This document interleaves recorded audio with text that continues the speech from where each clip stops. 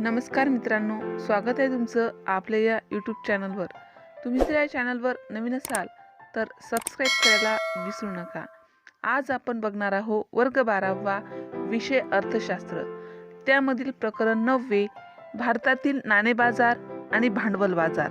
त्यालाच आपण म्हणतो money market and capital market in India, म्हणजेच भारतातील नाणे बाजार आणि भांडवल बाजार या प्रकरणाचा संपूर्ण स्वाध्याय आज आपण या व्हिडिओमध्ये अभ्यासणार आहोत। स्वाध्यायामध्ये प्रश्न पहिला आहे, खालील विधाने पूर्ण करा। आणि त्यामध्ये पहिलं विधान आहे, विकास वित्तीय संस्था स्थापना करण्यात आल्या कारण रिकामी जागा। विधान पुन्हा एकदा का, विकास वित्तीय संस्था स्थापन करण्यात आल्या कारण त्या रिकामी जागा। पर्याय बघा, अल्पमुदतीसाठी निधी उपलब्ध करून देतात, त्यासाठी कृषी आणि मुख्य क्षेत्रांचा विकास वाढवण्यासाठी मदत करतात, म्हणून विकास वित्तीय संस्था स्थापन करण्यात आल्यात का। तिसरा पर्याय, नाणे बाजाराचे नियमन करता यावे म्हणून, की चौथा पर्याय आहे, भांडवल बाजाराचे नियमन करता यावे म्हणून विकास वित्तीय संस्था स्थापन करण्यात आल्या का। उत्तर आहे पर्याय क्रमांक ब, कृषी आणि मुख्य क्षेत्रांचा विकास वाढवण्यासाठी किंवा मदत करतात म्हणून विकास वित्तीय संस्था। आणि त्या पर्यायामध्ये सुद्धा विकास आहे, म्हणजे कृषी आणि मुख्य क्षेत्रांचा विकास वाढवण्यासाठी काय करण्यात आलं, विकास वित्तीय संस्था स्थापन करण्यात आल्या। दुसरं विधान आहे, नाणे बाजारातील निधीच्या कमतरतेचे कारण रिकामी जागा हे आहे। नाणे बाजारातील निधीच्या कमतरतेचे कारण रिकामी जागा हे आहे। पर्याय अ, अपुरी बचत, ब, रोख रकमेची वाढती मागणी, क, असंघटित क्षेत्राची उपस्थिती, ड, वित्तीय गैरव्यवस्था। तर उत्तर आहे पर्याय क्रमांक अ, अपुरी बचत। नाणे बाजारातील निधीच्या कमतरतेचे कारण काय आहे, अपुरी बचत। अपुरी बचत असल्यामुळे नाणे बाजारातील निधी कमी पडतो, त्याची कमतरता भासते। कशामुळे, तर अपुऱ्या बचतीमुळे। तिसरं विधान आहे, वैयक्तिक गुंतवणूकदारांची भांडवल बाजारावरील विश्वासार्हता कमी झाली कारण रिकामी जागा हे आहे। वैयक्तिक गुंतवणूकदारांची भांडवल बाजारावरील विश्वासार्हता कमी झाली कारण रिकामी जागा हे आहे। पर्याय अ, वित्तीय साधनांची कमतरता, ब, खर्चिक व्यवहार, क, कमी मोबदला, ड, वित्तीय घोटाळे। उत्तर आहे पर्याय क्रमांक ड, वित्तीय घोटाळे। कशामुळे विश्वासार्हता कमी झाली, तर वित्तीय घोटाळ्यामुळे। वैयक्तिक गुंतवणूक नाहीतर वैयक्तिक वित्तीय जर घोटाळे नसते तर वैयक्तिक गुंतवणूकदारांनी भांडवल बाजारात काय केलं असतं, गुंतवणूक केली असती, परंतु वित्तीय घोटाळे असल्यामुळे त्यांची विश्वासार्हता आहे ती कमी झाली आहे। चौथं विधान आहे, वित्तीय व्यवस्थेत व्यापारी बँका मध्यस्थ म्हणून काम करतात कारण। विधान पुन्हा एकदा ऐका, वित्तीय व्यवस्थेत व्यापारी बँका मध्यस्थ म्हणून काम करतात कारण। पर्याय अ, नफा कमावणे, ब, देशाच्या आर्थिक वृद्धीचा वेग वाढविणे, क, बचती गतिमान करणे, आणि क, बचती गतिमान करणे आणि उत्पादक गुंतवणुकीसाठी वाटप करणे, ड, पतनियंत्रण करणे। उत्तर आहे पर्याय क्रमांक अ, नफा कमवणे। काय आहे, नफा कमवणे। वित्तीय व्यवस्थेत व्यापारी बँका मध्यस्थ म्हणून काम करतात कारण त्यांचा उद्देश काय असतो, नफा बनवणे। कोणीही व्यापार करत असेल किंवा व्यापारी बँका असो, त्यांचा उद्देश असते नफा कमवणे, म्हणून ते काय करतात, वित्तीय व्यवस्थेत काम करतात। अशा प्रकारे आपण खालील विधाने पूर्ण करा हा प्रश्न पूर्ण केला आहे। प्रश्न दुसरा आहे, सहसंबंध पूर्ण करा। आणि सहसंबंध पूर्ण करामध्ये पहिला आहे नाणे बाजार, त्यामध्ये आहे अल्पकालीन निधी, नाणे बाजार अल्पकालीन निधी। आणि दुसरा आहे रिकामे चौकोन आहे आणि दीर्घकालीन निधी। आपल्याला ज्यामध्ये पहिले सहसंबंध पहिला पूर्ण करून दिला आहे तो बघा, नाणे बाजाराला अल्पकालीन निधी म्हणतात, तर दीर्घकालीन निधी याला आपण काय म्हणतो ते आपल्याला लिहायचं आहे. उत्तर आहे भांडवल बाजार.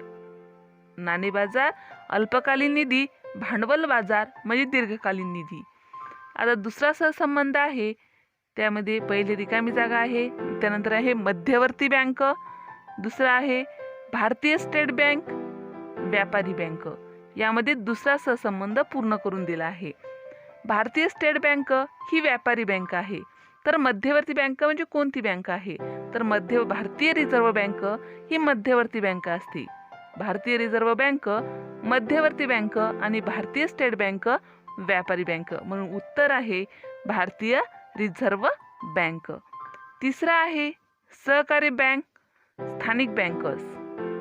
रिकामा चौकोन दिला आहे आणि त्यासमोर संघटित क्षेत्र दिलं आहे.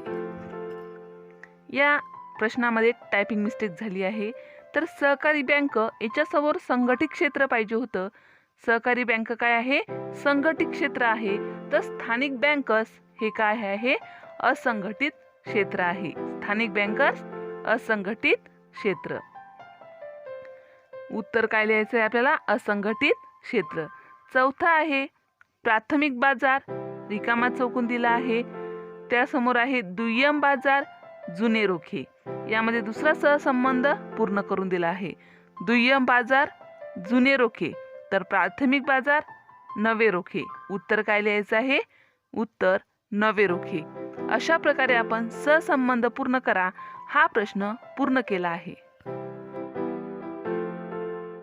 प्रश्न तिसरा आहे, खालील पर्यायामध्ये विसंगत शब्द ओळखा.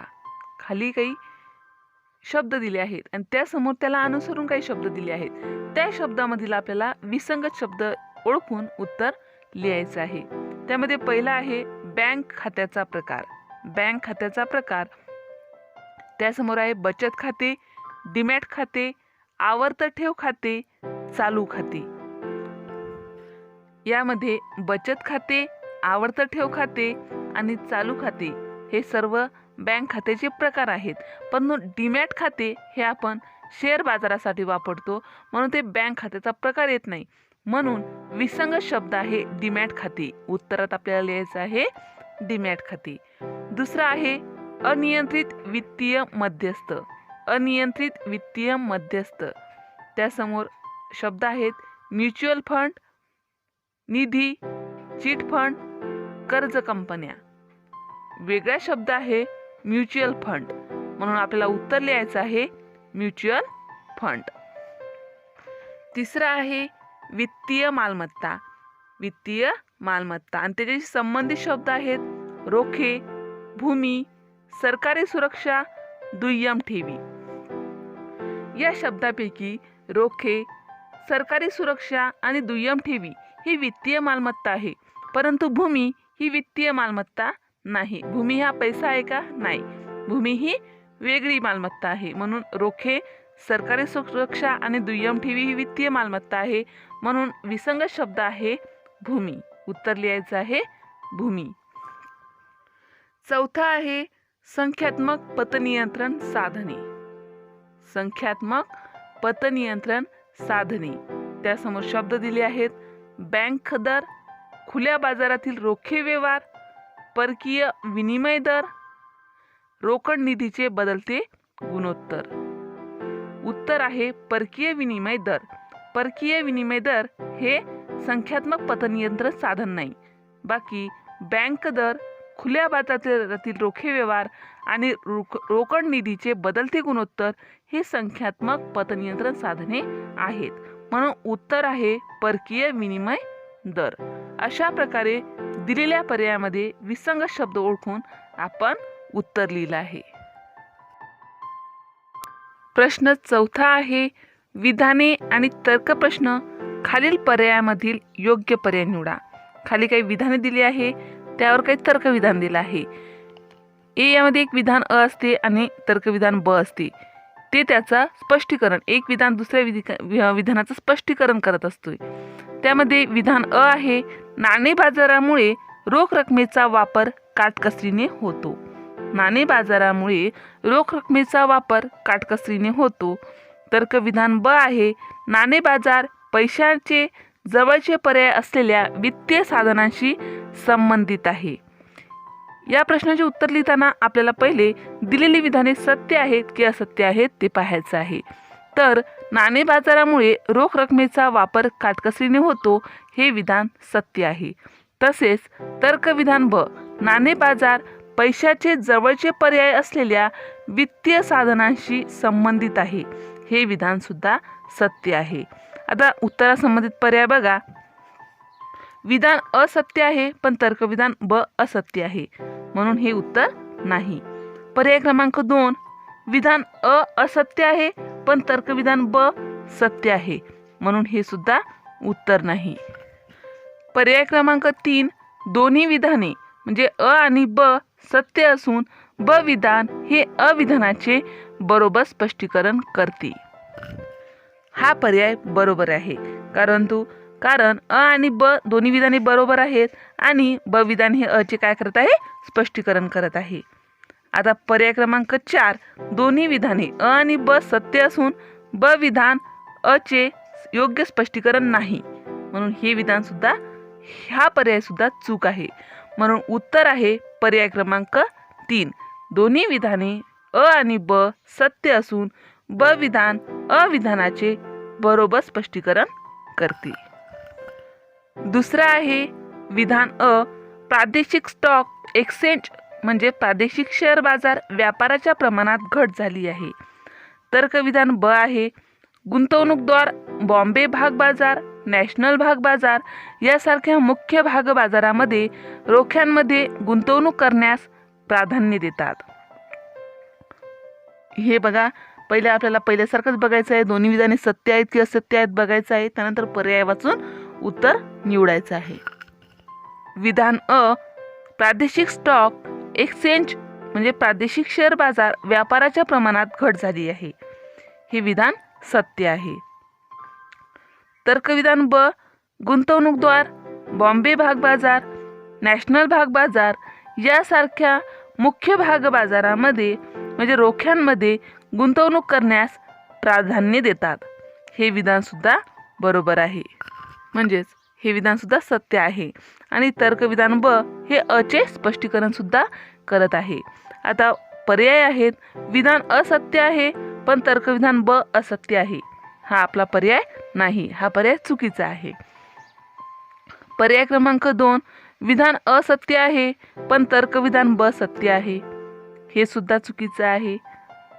3, पर्याय क्रमांक 3, दोन्ही विधाने म्हणजे अ आणि ब सत्य असून ब विधान हे अविधानाचे बरोबर स्पष्टीकरण करते.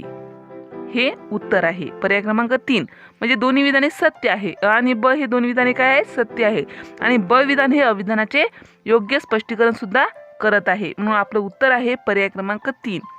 पर्याय क्रमांक 4 आहे, दोन्ही विधाने अ आणि ब सत्य असून ब विधान हे अ चे योग्य स्पष्टीकरण नाही स्पष्टीकरण योग्य नाही म्हणून आपलं पर्याय क्रमांक 4 सुद्धा चुकीचं आहे. आपल्याला उत्तर लिहायचं आहे पर्याय क्रमांक 3, दोन्ही विधाने अ आणि ब सत्य असून ब विधान अविधानाचे बरोबर स्पष्टीकरण करते. यावरून हे आपल्या लक्षात येते की प्रादेशिक स्टॉक एक्सचेंज यामुळे व्यापाराच्या प्रमाणात घट झाली आहे. प्रादेशिक शेअर काय झाले आहे, घट झाले आहे आणि घट झाल्यामुळे काय झालं आहे की गुंतवणूकदार जे आहेत ते बॉम्बे भाग बाजार, नॅशनल भाग बाजार यासारख्या मुख्य भाग बाजार रोख्यामध्ये गुंतवणूक करण्यास प्राधान्य देतात. म्हणजेच हे दोन्ही विधाने काय आहेत, सत्य आहेत आणि ते एकमेकांचं स्पष्टीकरण सुद्धा करत आहेत. विधान तिसरं आहे, विधान अ, नाणे बाजारातील असंघटित क्षेत्रात पारदर्शकतेचा अभाव आहे. तर्कविधान ब आहे, असंघटित क्षेत्रातील प्रक्रिया प्रामुख्याने ग्रामीण भागाशी निगडीत आहे. आता हे दोन्ही विधाने आपल्याला सत्य आहेत की असत्य आहेत ते पहिले बघायचं आहे. नाणे बाजारातील असंघटित क्षेत्रात पारदर्शकतेचा अभाव आहे हे विधान सत्य आहे कारण पारदर्शकता म्हणजे त्याचा खरेपणा किंवा चांगल्या बाबी कुठेही दिसून येत नाही म्हणजेच पारदर्शकतेचा अभाव आहे. तर्कविधान ब आहे, असंघटित क्षेत्रातील प्रक्रिया प्रामुख्याने ग्रामीण भागाशी निगडीत आहे हे विधान सुद्धा सत्य आहे. पर्याय आहेत, विधान असत्य आहे पण तर्कविधान ब असत्य आहे. हा पर्याय चुकीचा आहे. पर्याय क्रमांक 2, विधान अ असत्य आहे पण तर्कविधान ब सत्य आहे. हा पर्याय सुद्धा चुकीचा आहे. पर्याय क्रमांक 3, दोन्ही विधाने अ आणि ब सत्य असून ब विधान अविधानाचे बरोबर स्पष्टीकरण करते. उत्तर आहे पर्याय क्रमांक 3, दोन्ही विधाने अ आणि ब काय आहेत, सत्य आहेत आणि ब विधान हे अविधानाचे बरोबर स्पष्टीकरण सुद्धा करत आहे. बघा, नाणे बाजारातील संघटित क्षेत्रात पारदर्शकताचा अभाव आहे आणि त्यामुळेच असंघटित क्षेत्रातील प्रक्रिया प्रामुख्याने ग्रामीण भागाशी निगडीत आहे. म्हणजेच दोन्ही विधाने सत्य असून ब विधानाचे स्पष्टीकरण करते. हा पर्याय क्रमांक 3 बरोबर आहे. पर्याय क्रमांक 4, दोन्ही विधाने अ आणि ब सत्य असून ब विधान हे विधान अ चे योग्य स्पष्टीकरण नाही. हा पर्याय सुद्धा चुकीचा आहे. दोन्ही विधाने अ आणि ब सत्य आहे परंतु ब विधान अविधानाचे योग्य स्पष्टीकरण करते या पर्यायातही नाही, म्हणून हा पर्याय सुद्धा आपलं उत्तर नाही. उत्तर आहे दोन्ही विधाने अ आणि ब सत्य असून ब विधान हे अविधानाचे योग्य स्पष्टीकरण करते. चौथा आहे विधान अ, व्यापारी बँकेअंतर्गत परकीय विनिमय व्यवस्थापन व नियंत्रण केले जाते. तर्कविधान ब आहे भारतीय रिझर्व्ह बँकेला अधिकृत विनिमय दर कायम ठेवणे आणि त्याची स्थिरता टिकवावी लागते. यामध्ये व्यापारी बँकेअंतर्गत परकीय विनिमय व्यवस्थापन व नियंत्रण केले जाते हे विधान असत्य आहे, ब सत्य आहे. परंतु तर्कविधान ब बघा, भारतीय रिझर्व्ह बँकेला अधिकृत विनिमय दर कायम ठेवणे आणि त्याची स्थिरता टिकवावी लागते हे काय आहे, सत्य विधान आहे. भारतीय रिझर्व्ह बँकेला सगळं काही व्यवस्थित नियमानुसार विनिमय दर कायम ठेवावा लागतो, त्याची स्थिरता सुद्धा टिकवावी लागते, म्हणून हे विधान सत्य आहे. आता पर्याय बघा, विधान असत्य आहे पण तर्कविधान ब असत्य आहे. हा पर्याय चुकीचा आहे. दुसरा आहे विधान असत्य आहे परंतु तर्कविधान ब सत्य आहे. हा पर्याय बरोबर आहे. पर्याय क्रमांक 3, दोन्ही विधाने अ आणि ब सत्य असून ब विधान अविधानाचे बरोबर स्पष्टीकरण करते. हे चुकीचं आहे कारण दोन्ही विधाने सत्य नाहीत आणि त्यामुळे ते एकमेकांचं स्पष्टीकरण सुद्धा करत नाहीत. दोन्ही विधाने अ आणि ब सत्य असून ब विधान अ चे योग्य स्पष्टीकरण नाही. आता योग्य स्पष्टीकरण नाही हे बरोबर आहे परंतु दोन्ही विधाने सत्य सुद्धा नाहीत, म्हणून पर्याय क्रमांक 4 हे सुद्धा उत्तर नाही. उत्तर आहे पर्याय क्रमांक 2, विधान असत्य आहे. व्यापारी बँकेअंतर्गत परकीय विनिमय व्यवस्थापन व नियंत्रण केले जाते. कारण व्यापारी बँकेअंतर्गत ते केले जात नाही, म्हणून हे विधान सत्य आहे. याच्यामध्ये येते आहे केले जाते पण ते असत्य आहे. विधान दुसरं, भारतीय रिझर्व्ह बँकेला अधिकृत विनिमय दर कायम ठेवणे आणि तिची स्थिरता टिकवावी लागते हे काय आहे, सत्य आहे. अशा प्रकारे आपल्याला उत्तर लिहायचं आहे. विधान असत्य आहे परंतु तर्कविधान ब असत्य आहे. अशा प्रकारे आपण विधाने आणि तर्क प्रश्न या संबंधित खाली काही पर्याय दिले आहेत त्यातून योग्य पर्याय निवडून उत्तरे लिहिली आहेत आणि दिलेला प्रश्न पूर्ण केला आहे.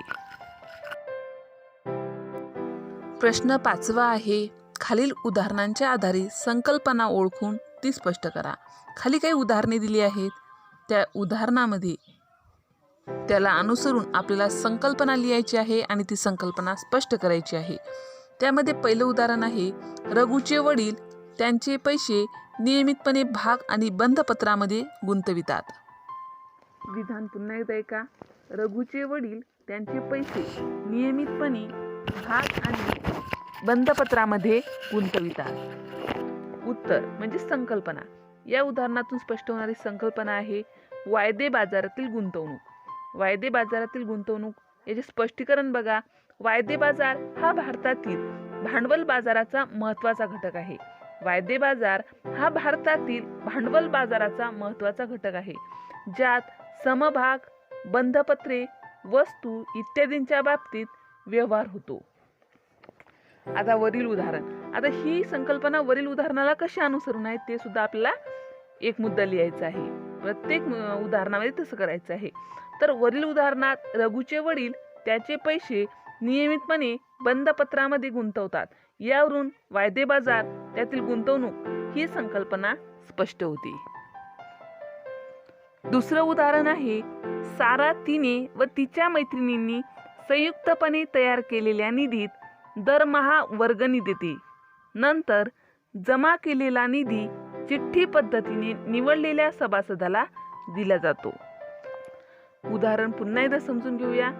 सारा तिने व तिच्या मैत्रिणींनी संयुक्तपणे तयार केलेल्या निधीत दरमहा वर्गणी देते.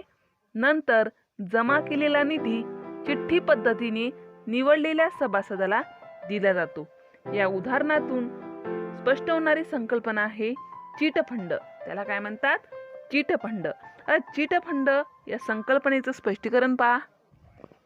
भारतातील असंघटित नाणेबाजार क्षेत्रातील असा घटक आहे ज्यात सदस्य दंडाच्या स्वरूपात नियमितपणे ठराविक रकमेचा भरणा करतात व सर्वांना मान्य असलेल्या बोली किंवा चिठ्ठी पद्धतीने त्यातील एखाद्या सदस्याची निवड होते व गोळा झालेला निधी त्या सदस्याला दिला जातो. त्याला काय म्हणतात? चिटफंड. आता या सारा आणि तिच्या मैत्रिणी या उदाहरणामध्ये ही संकल्पना कशी आहे ती बघा. वरील उदाहरणात ही अशाच पद्धतीने निधी दिला गेलेला आहे. यावरून चिटफंड ही संकल्पना या उदाहरणामध्ये स्पष्ट होती. तिसरं उदाहरण आहे, टीनाने 50,000 रुपयांची एकरकमी रक्कम एका वर्षाकरिता बँकेत जमा केली. टीनाने 50,000 रुपयांची एकरकमी म्हणजे ही मोठी रक्कम असल्यामुळे एकरकमी हा शब्द वापरला आहे. रक्कम एका वर्षाकरिता बँकेत जमा केली. संकल्पना आहे मुदत ठेव. कोणती संकल्पना स्पष्ट होते? मुदत ठेव. स्पष्टीकरण, मुदत ठेव हा ठेवीचा असा प्रकार आहे ज्यात बचत दर ठराविक कालावधीसाठी व्यापारी बँकेत ठेवीच्या स्वरूपात ठेवला जातो व मुदत पूर्ण झाल्यानंतर तो काढून घेतो. त्याचं काही आपल्याला व्याज वगैरे मिळत असते. आता या उदाहरणामध्ये ही संकल्पना कशी आली आहे? वरील उदाहरणात टीनाने 50,000 रुपयांची एकरकमी रक्कम एका वर्षाकरिता बँकेत जमा केली. म्हणजे तिने काय केलं आहे? ते मुदत ठेव म्हणून ठेवली आहे. चौथं विधान आहे, अ.ब.क. ही बँक तिच्या ग्राहकांना डीमॅट सवलती, सुरक्षित ठेव, कप्पे, इंटरनेट बँकिंगची सुविधा पुरवते. अ.ब.क. ही बँक तिच्या ग्राहकांना डीमॅट सवलती, सुरक्षित ठेव, कप्पे, इंटरनेट बँकिंगची सुविधा पुरवते. या उदाहरणातून स्पष्ट होणारी संकल्पना आहे व्यापारी बँकाचे सहाय्यक कार्य. व्यापारी बँकाने एक प्रकारचं काय आहे? सहाय्यक आहे, मदत आहे. म्हणून संकल्पना आहे व्यापारी बँकांचे सहाय्यक कार्य. स्पष्टीकरण बघा. व्यापारी बँका ग्राहकांना अनेक ग्राहकोपयोगी सेवा पुरवतात. त्यालाच सेवा पुरवण्याचे कार्य असे म्हणतात. वरील उदाहरणात काही ग्राहकांना सुरक्षा ठेव, इंटरनेट सुविधा पुरवते आहे. यातून बँकेची सहाय्यक कार्य ही संकल्पना लक्षात येते. अशा प्रकारे आपण दिलेल्या उदाहरणाला योग्य संकल्पना देऊन ती संकल्पना स्पष्ट केली आहे आणि त्या उदाहरणात ती संकल्पना कशा प्रकारे आली आहे हे सुद्धा सांगितलं आहे आणि दिलेला प्रश्न पूर्ण केला आहे. प्रश्न 6वा आहे, फरक स्पष्ट करा. आणि फरक स्पष्ट करामध्ये पहिला फरक स्पष्ट करा आहे नाणे बाजार आणि भांडवल बाजार. नाणे बाजार आणि भांडवल बाजार यामध्ये काय करायचं? आपल्याला फरक स्पष्ट करायचा आहे. हा फरक स्पष्ट करताना आपल्याला मुद्द्याच्या आधारे जर आपण फरक स्पष्ट केला तर आपल्याला चांगल्या प्रकारे मार्क मिळू शकतात. तर त्यासाठी पहिला मुद्दा आहे व्याख्या.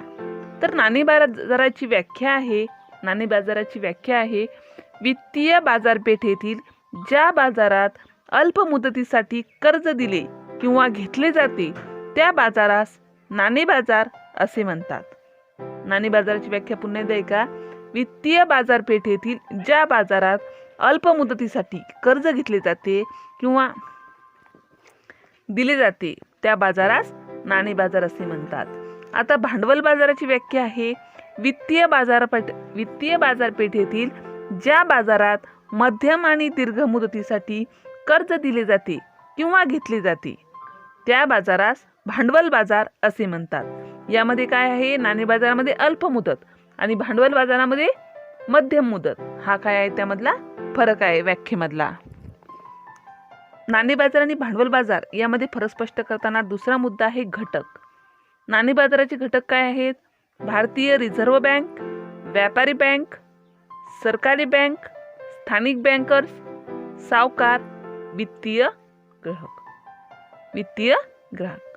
त्यानंतर आहे भांडवल बाजाराचे घटक आहेत सरकारी रोखे, औद्योगिक रोखे, बाजार विकास, वित्तीय संस्था, वित्तीय मध्यसंस्था इत्यादी.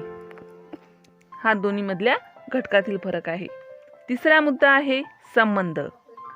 नाणे बाजार हा अल्प कालावधीशी संबंधित आहे. नाणे बाजार हा अल्प कालावधीशी संबंधित आहे आणि भांडवल बाजार हा मध्यम व दीर्घ कालावधीशी संबंधित आहे. अशा प्रकारे नाणे बाजार आणि भांडवल बाजार यामध्ये फरक स्पष्ट करता येतो. फरक स्पष्ट करामध्ये दुसरा प्रश्न आहे मागणी ठेवी आणि मुदत ठेवी. मागणी ठेवी आणि मुदत ठेवी यामध्ये फरक स्पष्ट करताना पहिले मुद्दा आहे व्याख्या. तर मागणी ठेवीची व्याख्या आहे मागणीनुसार पैसे काढले जाणाऱ्या ठेवींना मागणी ठेवी असे म्हणतात. मागणी ठेवीनुसार पैसे काढले जाणाऱ्या ठेवींना मागणी ठेवी असे म्हणतात.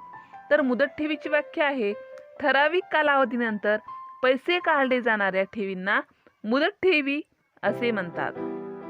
ठराविक कालावधीनंतर पैसे काढले जाणाऱ्या ठेवींना मुदत ठेवी असे म्हणतात. आपल्याला त्या शब्दावरून सुद्धा थोड्या व्याख्यामधला फरक लक्षात येतो. यामध्ये दुसरा मुद्दा आहे ठेवी.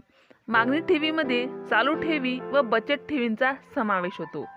मागणी ठेवीमध्ये चालू ठेवी व बचत ठेवींचा समावेश होतो. तर मुदत ठेवीमध्ये आवर्ती ठेवी आणि मुदत ठेवींचा समावेश होतो.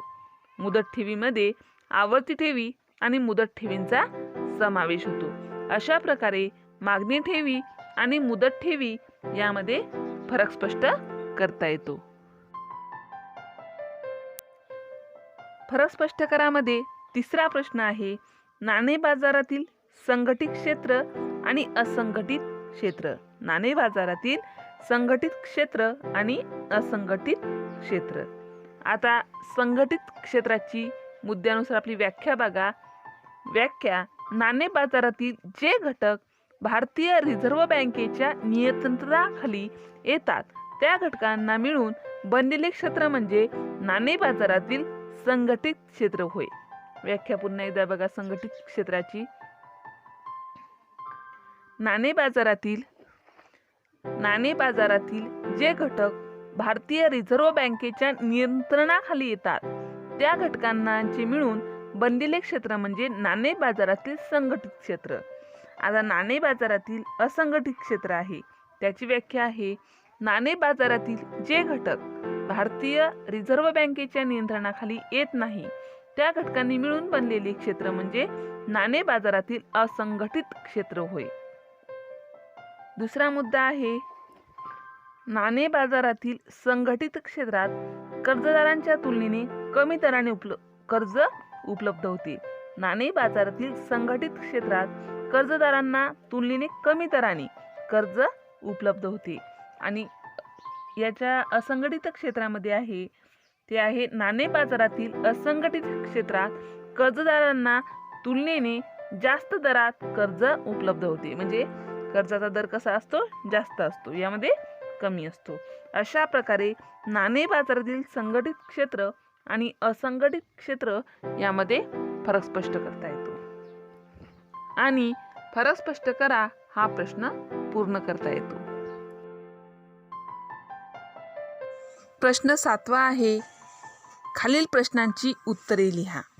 त्यामध्ये पहिला प्रश्न आहे भारतातील नाणे बाजारासमोरील समस्या स्पष्ट करा. भारतात जो काही नाणे बाजार आहे त्यासमोर येणाऱ्या समस्या किंवा अडचणी आपल्याला स्पष्ट करायच्या आहे. प्रश्नाची उत्तराची सुरुवात करताना पहिले भारतातील नाणे बाजार म्हणजे काय याचा अर्थ आपण थोडक्यात अभ्यासूया आणि त्यानंतर त्याची समस्या बघूया. तर उत्तर, भारतातील नाणे बाजाराचा अर्थ आहे, नाणे बाजार म्हणजे अल्प मुदती कर्ज देणे व घेणे होय. हा सदृश्य पैशाचा किंवा प्रतिपैशाचा बाजार असतो, ज्यामध्ये अल्पकालीन साधने उदाहरण व्यापारी हुंडी, सरकारी रोखे, वचनपत्रे इत्यादींचा समावेश होतो.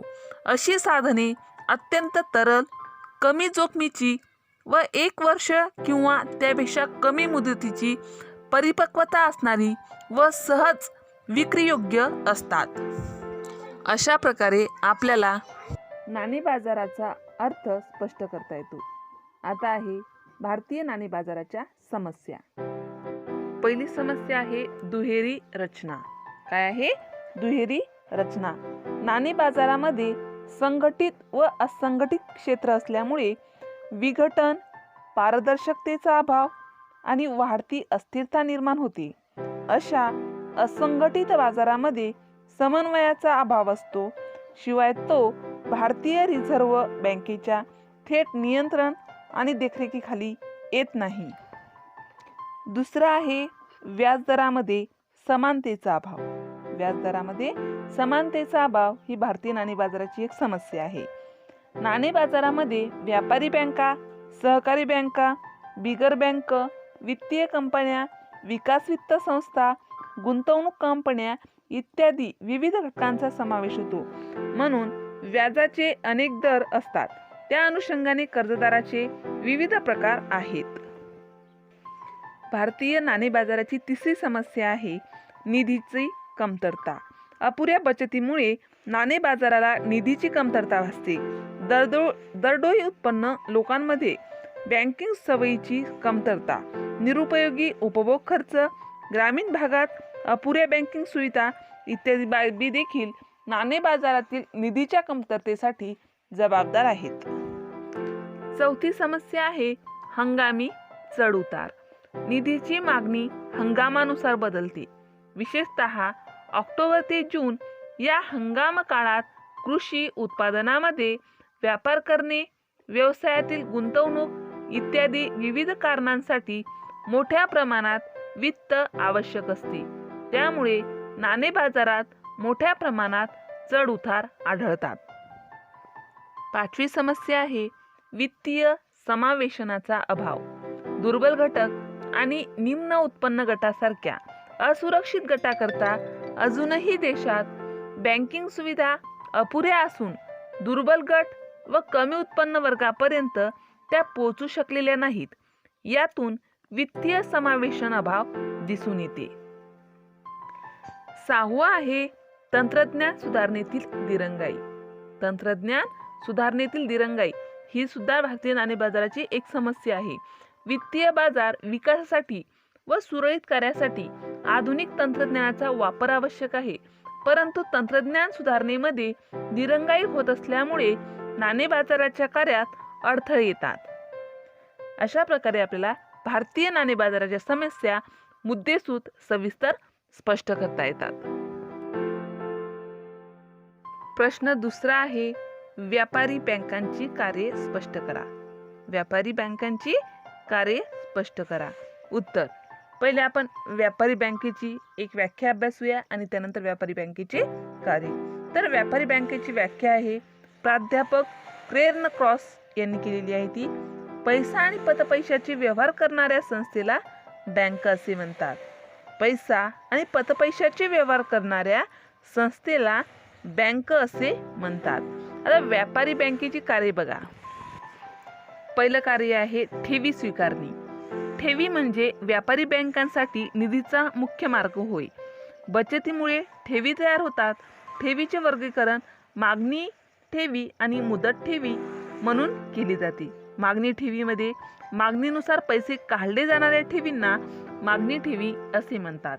त्या चालू ठेवी आणि बचत ठेवीच्या स्वरूपात असतात. मागणी ठेवी ह्या चालू ठेवी आणि बचत ठेवीच्या स्वरूपात असतात. चालू ठेव खाते हे सामान्यपणे व्यापारी, सार्वजनिक संस्था आणि विश्वस्त मंडळाकडून उघडली जाते. चालू ठेवी खातेधारकांना शिल्लकीपेक्षा जास्त रक्कम काढण्याची सवलत अधिकर्ष दिली जाते. बचत ठेवी विशेषतः पगारदार वर्ग व छोटे व्यापारी यांच्याकडून ठेवल्या जातात.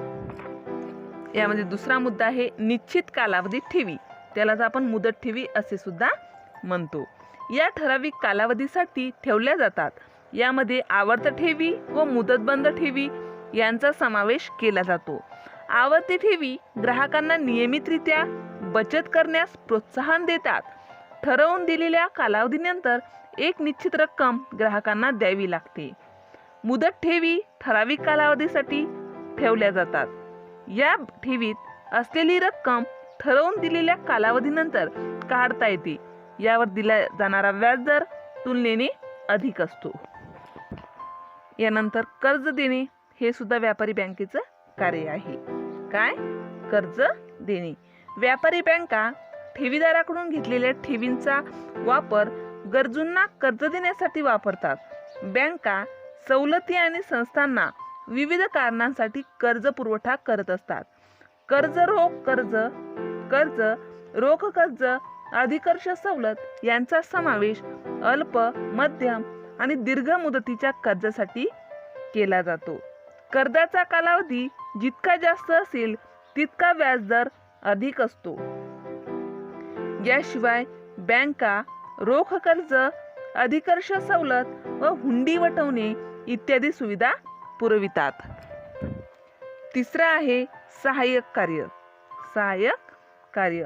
व्यापारी बँका निधी हस्तांतरण, ग्राहकाच्या वतीने रकमा जमा करणे, ग्राहकांच्या वतीने प्रासंगिक देणी देणे, परकीय चलन, सुरक्षित ठेव कप्पा, डीमॅट सुविधा, इंटरनेट बँकिंग, मोबाईल बँकिंग यासारख्या अनेक सुविधा उपलब्ध करतात. म्हणजे सहाय्यक कार्य हे सुद्धा व्यापारी बँकेचं महत्त्वपूर्ण कार्य आहे. चौथं कार्य आहे पतनिर्मिती. काय आहे? पतनिर्मिती. पतनिर्मिती करणे हे व्यापारी बँकांचे महत्त्वपूर्ण कार्य आहे. प्राथमिक ठेवींच्या आधारावर बँका पतनिर्मिती करतात. निव्वळ मागणी आणि वेळेचे दायित्व यापैकी राखीव कर्जांची पूर्तता केल्यानंतरची शिल्लक रक्कम कर्ज देण्यासाठी वापरतात. अशा प्रकारे बँकांनी दिलेल्या कर्जामधून दुय्यम ठेवी निर्माण होतात. अशा प्रकारे व्यापारी बँकांची कार्ये स्पष्ट करता येतात. प्रश्न तिसरा आहे भारतातील भांडवल बाजाराची भूमिका स्पष्ट करा. भारतातील भांडवल बाजाराची भूमिका स्पष्ट करा. उत्तर: भांडवल बाजाराची भूमिका स्पष्ट करण्या अगोदर पहिले आपण भांडवल बाजाराची संकल्पना स्पष्ट करूया. तर भांडवल बाजाराची संकल्पना आहे भारतातील भांडवली बाजारात सरकारी रोखे बाजार, औद्योगिक रोखे बाजार, विकास वित्तीय संस्था आणि वित्तीय मध्यस्थ यांचा समावेश होतो. त्याला काय म्हणतात? भारतातील भांडवल बाजार. आता आपल्याला भारतातील भांडवल बाजाराची भूमिका अभ्यासायची आहे. तर भूमिका आहे दीर्घकालीन मुदतीची बचत, औद्योगिक संस्था आणि सरकारकडून गुंतवणुकीच्या निधीची वाढती मागणी असते. परंतु ही वाढती मागणी पूर्ण करण्यासाठी आर्थिक स्रोतांची उपलब्धता अपुरी असते. भांडवल बाजार सुरक्षा रोख्यांच्या विक्रीतून लोकसंख्येच्या विविध विभागातील दीर्घ मुदतीच्या बचतीस एकत्रित करण्यास मदत करतो. दुसरी भूमिका आहे समभाग भांडवल पुरवणे. भांडवल बाजार उद्योजकांना समभाग भांडवल प्रदान करतो. मालमत्ता खरेदी करण्यासाठी तसेच व्यवसाय कार्यवाहीसाठी त्याचा वापर करता येऊ शकतो. म्हणून समभाग भांडवल पुरवणे हे भारतातील भांडवल बाजाराची भूमिका आहे. तिसरा आहे परिचालन कार्यवाही किंवा कार्यक्षमता. परिचालन कार्यक्षमता भांडवली बाजार व्यवहारातील खर्च कमी करतो व व्यवहार प्रक्रिया सुलभ करून समभागाच्या खरेदी विक्रीतील निरसनाची वेळ कमी करून कार्यवाही कार्यक्षमता प्राप्त करण्यास मदत करतो. चौथं कार्य आहे त्वरित मूल्यांकन. भांडवल बाजार समान समभाग आणि कर्ज रोखे रोखे आणि कर्जरोखे साधनांचे उचित आणि त्वरित मूल्य निश्चित करण्यास मदत करतो. हे काय आहे? त्वरित मूल्यांकन. 5वा आहे समन्वय. भांडवल बाजार, वास्तव आणि वित्तीय क्षेत्र, समभाग आणि कर्जरोखे, सरकारी आणि खाजगी क्षेत्र, देशांतर्गत आणि बाह्य निधी इत्यादीमध्ये एकत्रीकरण करतो. हे समन्वय हे सुद्धा भारतातील भांडवल बाजाराची भूमिका आहे. अशा प्रकारे आपण भारतातील भांडवल बाजाराची भूमिका हा प्रश्न पूर्ण केला आहे. प्रश्न 4 आहे, भारतातील भांडवल बाजारासमोरील समस्या स्पष्ट करा. भारतातील भांडवल बाजारासमोरील समस्या स्पष्ट करा. उत्तर लिहिताना पहिली संकल्पना बघा. भारतातील भांडवली बाजारात सरकारी रोखे बाजार, औद्योगिक रोखे बाजार, विकास वित्तीय संस्था आणि वित्तीय मध्यस्थ यांचा समावेश असतो. आता आहेत भांडवल बाजारातील समस्या. पहिली समस्या आहे वित्तीय घोटाळे. वाढत्या आर्थिक घोटाळ्यांचा परिणाम म्हणजे भांडवल बाजारातील न भरून येणारा तोटा. यामुळे सार्वजनिक अविश्वास देखील वाढला आहे आणि वैयक्तिक गुंतवणुकीबाबतचा आत्मविश्वास कमी झाला आहे. दुसरी समस्या आहे अंतस्थ माहितीगार आणि किंमत फेरफार. अंतस्थ माहितीगार आणि किंमत फेरफार ही काय आहे? भांडवल बाजारातील एक समस्या आहे. त्याला आपण इन्सायडर ट्रेडिंग असे सुद्धा म्हणतो. म्हणजेच कंपनीची गुप्त माहिती असल्याने एखाद्याला वैयक्तिक लाभासाठी अप्रकाशित माहितीची खरेदी विक्री करणे, गैरप्रकारे केलेली किंमत हाताळणी म्हणजे स्वतःच्या फायद्यासाठी काही व्यक्तींच्या मदतीने खरेदी विक्री करून भागाच्या किमती वाढवणे, अशा बेकायदेशीर पद्धतीचा भांडवल बाजाराच्या सुगम कार्यावरही परिणाम झाला आहे. तिसरा आहे कर्जाची अपुरी साधने. कर्जाची अपुरी साधने. कर्जाच्या साधनांमध्ये रोखे, कर्जरोखे इत्यादींचा समावेश होतो. गुंतवणुकींचे कमी प्रमाण, देयकाची जास्त किंमत, लघु व मध्यम उद्योगांना प्रवेश नसल्यामुळे कर्जाच्या सुरक्षिततेमध्ये जास्त व्यापार होत नाही. म्हणून कर्जाची अपुरी साधने हे भांडवल बाजाराची समस्या आहे. चौथा आहे व्यापाराच्या प्रमाणातील घट. गुंतवणूकदारांना ऑनलाईन व्यवहाराची उपलब्धता व प्राधान्य असल्यामुळे प्रादेशिक शेअर बाजारामध्ये व्यापाराच्या प्रमाणात तीव्र घट झाली. कारण गुंतवणूकदार बॉम्बे वायदे बाजार व नॅशनल वायदे बाजार या भाग बाजारातील रोख्यांमध्ये गुंतवणूक करण्यास प्राधान्य देतात. 5वी समस्या आहे माहितीच्या कार्यक्षमतेचा अभाव. एखाद्या कंपनीच्या शेअर बाजारातील किमतींनी सध्याच्या किमतीमध्ये सर्व उपलब्ध माहिती समाविष्ट केली तर बाजार माहितीनुसार कार्यक्षम असल्याने म्हटले जाते. तथापि प्रगत देशांच्या तुलनेत भारतातील शेअर बाजारात माहितीची कार्यक्षमता कमी आहे. अशा प्रकारे भांडवल बाजारातील समस्या मुद्देसूद सविस्तर स्पष्ट करता येतात. प्रश्न 8वा आहे सविस्तर उत्तरे लिहा. सविस्तर उत्तरे लिहामध्ये प्रश्न पहिला आहे भारतातील नाणे बाजाराची भूमिका स्पष्ट करा. भारतातील नाणे बाजाराची भूमिका स्पष्ट करा. उत्तर भारतातील नाणे बाजाराचा अर्थ आहे नाणे बाजार म्हणजे अल्पमुदती कर्ज देणे व घेणे होय. हा सदृश्य पैशाचा किंवा प्रतिपैशाचा बाजार असतो ज्यामध्ये अल्पकालीन साधने उदाहरण व्यापारी हुंडी, सरकारी रोखे, वचनपत्रे इत्यादींचा समावेश होतो. अशी साधने अत्यंत तरल, कमी जोखमीची व 1 वर्ष किंवा त्यापेक्षा कमी मुदतीची परिपक्वता असणारी व सहज विक्रीयोग्य असतात. भारतातील नाणे बाजाराची भूमिका पुढीलप्रमाणे. पहिली भूमिका किंवा पहिलं कार्य आहे कर्जदाराची अल्पमुदतीची गरज. कर्जदाराची अल्पमुदतीची गरज. नाणे बाजारामध्ये कर्जदाराच्या अल्पमुदतीच्या वित्तीय गरजा वास्तव दरात पूर्ण करण्यासाठी योग्य संधी उपलब्ध होती.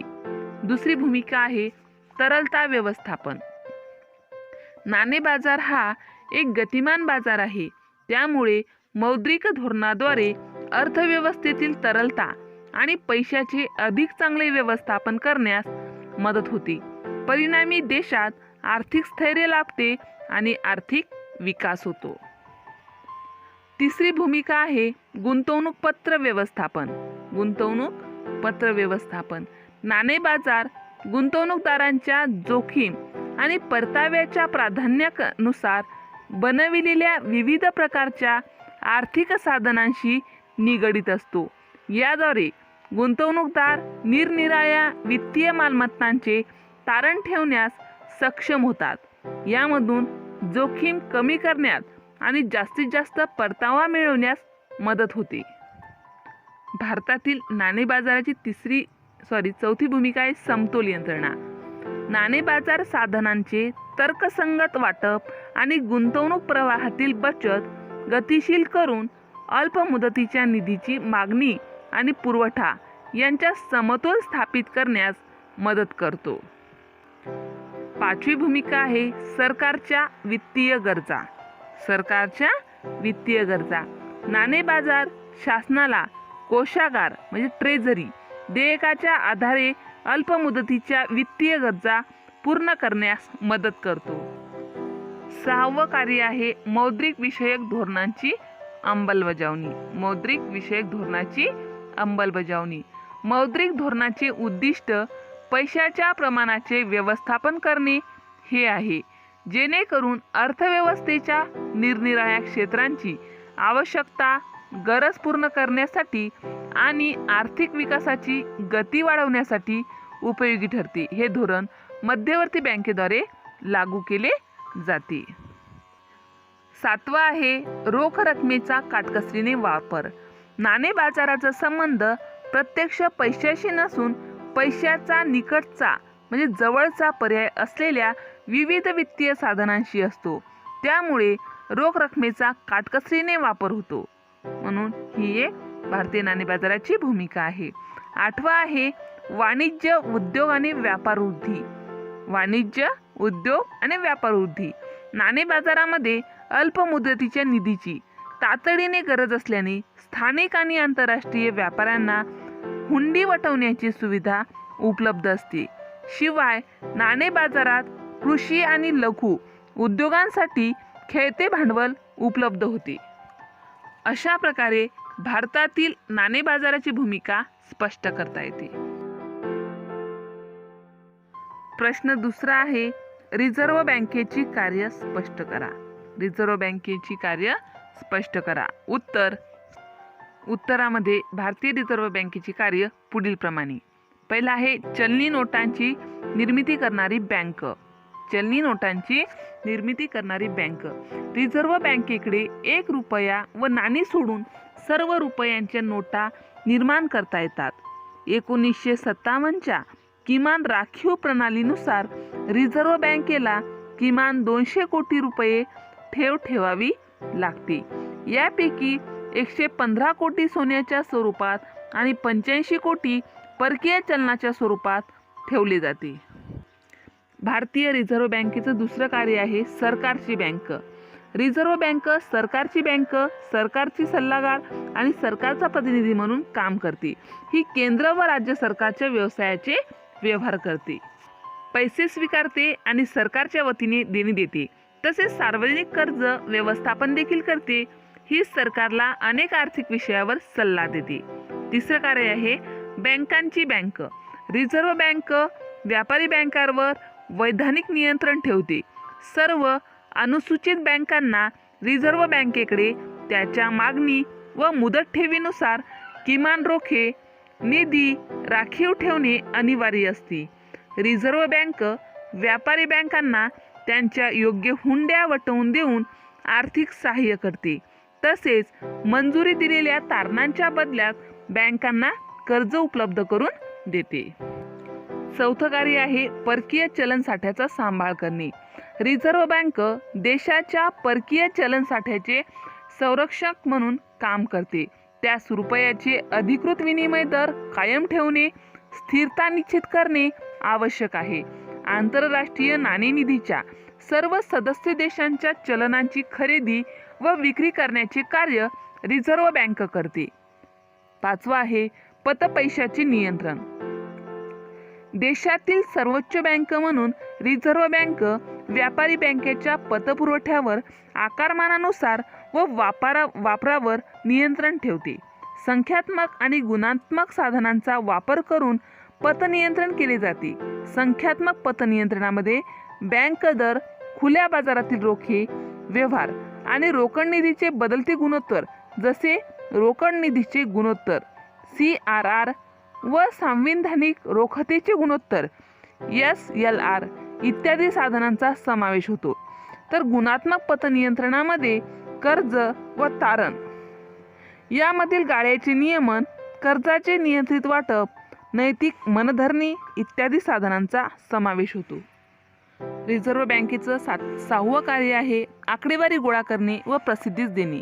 रिझर्व्ह बँक बँकिंग आणि अर्थव्यवस्थेच्या इतर वित्तीय क्षेत्रांच्या संबंधित सांख्यिकीय माहिती संकलित करून ती प्रसिद्ध करते. 7वं कार्य आहे विकासाभिमुख आणि प्रोत्साहनात्मक कार्य. रिझर्व्ह बँक निमशहरी आणि ग्रामीण भागात बँकिंग सेवा वाढविणे, ठेवीदारांना संरक्षण देणे, कृषी पतपुरवठा आणि औद्योगिक पतपुरवठा यांच्यासाठी काही विकासात्मक कार्य करते. 8वं कार्य आहे इतर कार्य.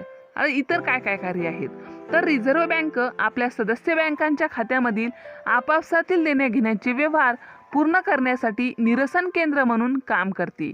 व्यापारी बँकांचा अंतिम ऋणदाता म्हणून आर्थिक संकटात असलेल्या बँकांना आर्थिक सहाय्य पुरवते. अशा प्रकारे रिझर्व्ह बँकेची कार्य स्पष्ट करता येतात.